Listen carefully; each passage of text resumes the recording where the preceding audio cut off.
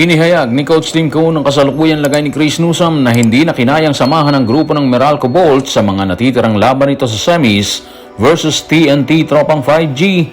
Tanong ng bayan, kakayanin ba niyang samahan ang Gilas sa second window ng World Cup qualifiers? At ang ating mga kababayan, inihalin tulad ang grupo ni Coach Tim sa nakaraang kampanya ng grupo ni Coach Norman sa SEA Games na kinayang depensahan ang titulo ng Pilipinas. Para sa kanila, depensa ang kailangan ng Gilas sa paparating na bakbakan nila ng New Zealand at Australia. Tutukan po natin ang lahat ng yan. Pero bago yan, paki-subscribe, like and share na lang muna para pareho tayong updated. Kung pagbabasehan ang nakaraang Philippine Cup sa PBA, 3 player ng Gilas ang tila may iniinda na posibleng magbigay ng problema kay Coach Tim Cone. Sila Junmar, si Calvin Optana at si Chris Newsome. Sa tatlo, sinasabing tagilid si Chris Newsome.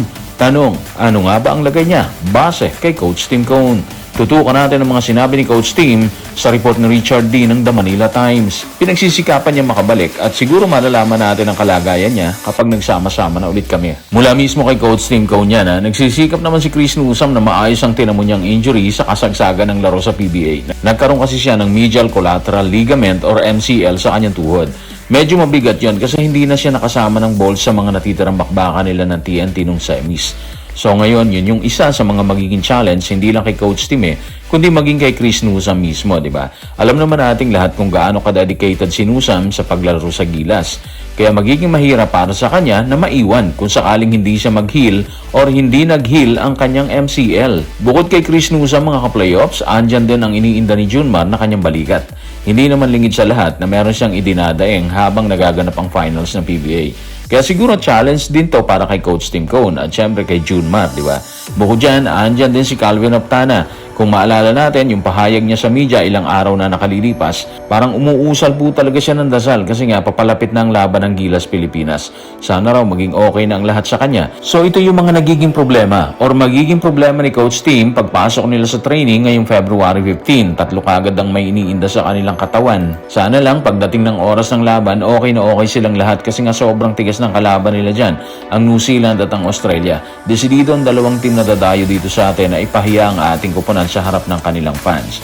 At kaya nilang gawin yan, lalo na yung Australia, di ba? Dahil dyan, kailangan talaga nilang buo sila at maayos ang training para kapag andyan na yung laban, handa sila sa anumang ibabato ng kalaban, lalo na ang depensa. Kung 3 ang may iniindang injury sa hanay ng Gilas, binigyang diin naman ang ating mga kabayan ng depensang ilalatag ng grupo ni Coach Tim Cone. Ayon sa kanila, dapat umanong trabahuhin nila ito, katulad ng ginawa ng grupo ni Coach Norman sa nakaraang SEA Games.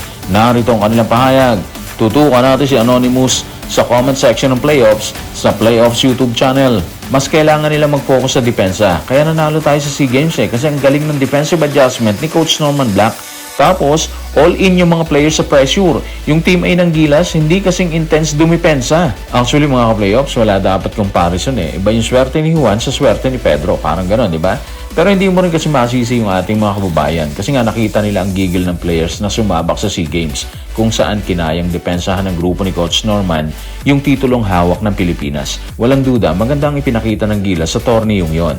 Pero iba kasi FIBA Andito lahat ng mga galing sa Asia, di ba? Hindi lang sa Asia dahil yung grupo ng Oceania, yung Guam, Australia at New Zealand, andito na kaya mas nadagdagan ng hangon sa lahat ng Asianong bansa. Hindi lang sa Gilas Pilipinas. Sa aspeto ng depensa mga ka-playoffs, tama rin naman na kailangan talaga ng malagkit ang depensa para manalo ang Gilas.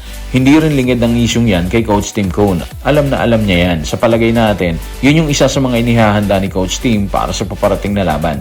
Ang magiging problema lang kasi, sobrang bibilis ng players ng ibang bansa, yung New Zealand at ang Australia. Bukod sa malalaki sila mga ka-playoffs, malalakas yung katawan nila. Sobrang athletic pa, hindi natin sinabi na mahihina ang katawan ng ating players ng Gilas Pilipinas. Hindi rin natin sinabi na hindi athletic yung mga players natin. Pero aminin natin na iba ang Australia at iba ang New Zealand. Kaya yung depensang ilalatag ng Gilas, minsan hindi siya epektibo. Tapos ang bilis pa ng ikot ng bola sa kanila, di ba? At kapag mabilis ang ikot ng bola, asahan na natin na hindi uubra ang depensa ng Gilas Pilipinas. Kahit gaano kalagkit ang depensa, maiiwan at maiiwan sila dyan. Napatunayan na natin yan. Pero sabi nga nila, hindi araw-araw Pasko, di ba? Hindi rin araw-araw matatalo na lang ng gano'n ang grupo ni Coach Tim Cone. Katulad na nangyari sa New Zealand, tinalo ng Gilas dito sa MOA. Hindi swerte yun, ginawa talaga yun.